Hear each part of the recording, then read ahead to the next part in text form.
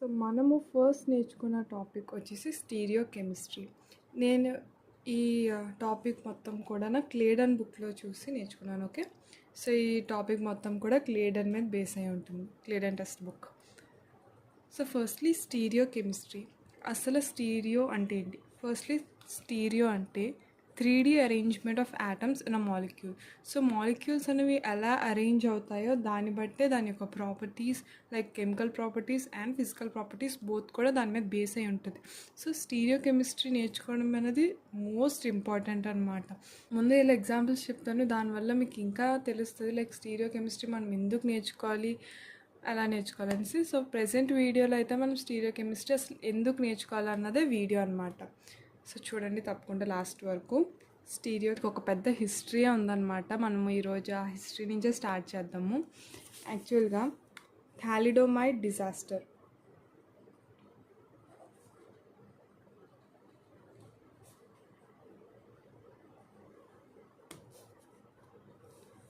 యాక్చువల్గా ఇది మనకి బీఎస్సీ సిలబస్లో మాకైతే లేదు. ఇది నేను ఒక టెక్స్ట్ బుక్లో చూసి తెలుసుకున్నాను అనమాట. సో మీకు కానీ ఉంటే కమెంట్ చేయండి, అసలు మీరు ఏ యూనివర్సిటీలో ఈ థాలిడోమైడ్ డిజాస్టర్ అన్నది ఇంక్లూడ్ చేశారో లేదా అనేసి. మా కాలేజ్ వచ్చేసి ఆంధ్ర యూనివర్సిటీకి అఫిలియేటెడ్ కాలేజ్ అనమాట, కానీ మాకు ఈ థాలిడోమైడ్ డిజాస్టర్ అన్నది ఎప్పుడు కూడా నేను వినలేదు. ఫస్ట్ టైం ఒక టెక్స్ట్ బుక్లో చూసి నేర్చుకున్నాను. సో అసలు ఈ థాలిడోమైడ్ డిజాస్టర్ అంటే ఏంటి? ఇందులో ఈ థాలిడోమైడ్ ఏదనేది ఉందో అది ఒక డ్రగ్ నేమ్ అనమాట. థాలిడోమైడ్ 1956లో జర్మనీలో యాక్చువల్గా ఇది దేని కింద యూస్ చేసేవారు అంటే స్లీపింగ్ పిల్స్ కింద యూస్ చేసేవారు అనమాట. Like sleeping pills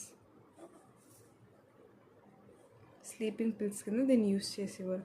and pregnant women's ఉంటారు కదా, ప్రెగ్నెంట్ విమెన్స్కి మార్నింగ్ సిక్నెస్కి ప్రివెంట్ చేయడానికి ఈ యొక్క థాలిడోమైడ్ని వాళ్ళు ప్రిస్క్రైబ్ చేసేవారు అనమాట. నార్మల్గా టెస్ట్ చేశారు అండ్ దీన్ని వాళ్ళు స్లీపింగ్ పిల్స్ కింద అండ్ అలాగే ప్రెగ్నెంట్ విమెన్స్కి కూడా వాళ్ళు మార్నింగ్ సిక్నెస్ని ప్రివెంట్ చేయడానికి వాళ్ళు ప్రిస్క్రైబ్ చేశారు.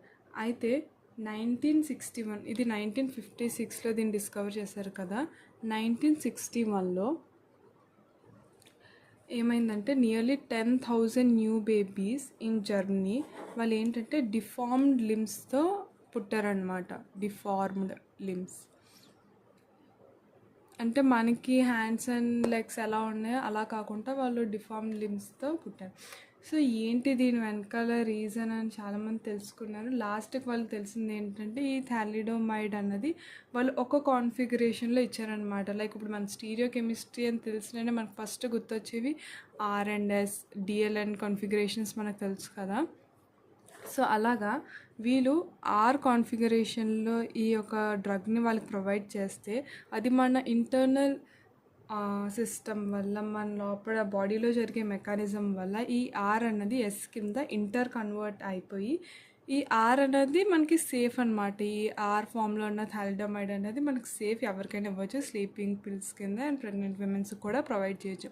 కానీ మన బాడీలో ఉన్న మెకానిజం వల్ల ఇది S కాన్ఫిగరేషన్ కింద కన్వర్ట్ అయిపోయి ఈ నెక్స్ట్ ఈ 1961లో పుట్టిన పిల్లలందరికీ కూడా డిఫార్మ్డ్ లిమ్స్ అనేది దీనివల్ల వచ్చాయన్నమాట. సో కింద నేను జస్ట్ నార్మల్గా స్ట్రక్చర్ అన్నది వేస్తాను, థాలిడోమైడ్ స్ట్రక్చర్. మీరు ఇది గుర్తుపెట్టుకోవాల్సిన అవసరం లేదు, కానీ అసలు మనం ఎందుకు నేర్చుకుంటున్నామనేది మీరు తెలుసుకోవాలన్నమాట.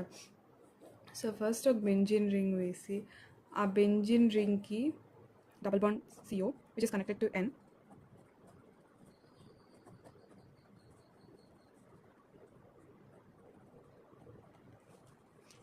ఇది కాన్ఫిగరేషన్. నెక్స్ట్ ఇది ఎలా ఇంటర్ కన్వర్ట్ అయ్యేది అంటే మొత్తం వేయట్లేదు, నేను జస్ట్ మీకు చెప్పడానికి మాత్రమే. ఇది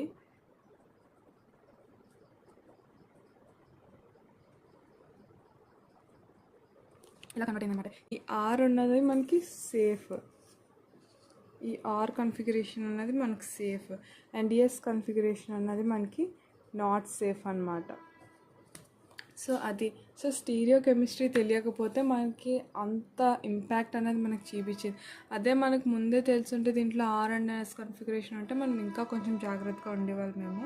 సో ఇంత పెద్ద డిజాస్టర్ అనమాట థాలిడోమైడ్ డిజాస్టర్.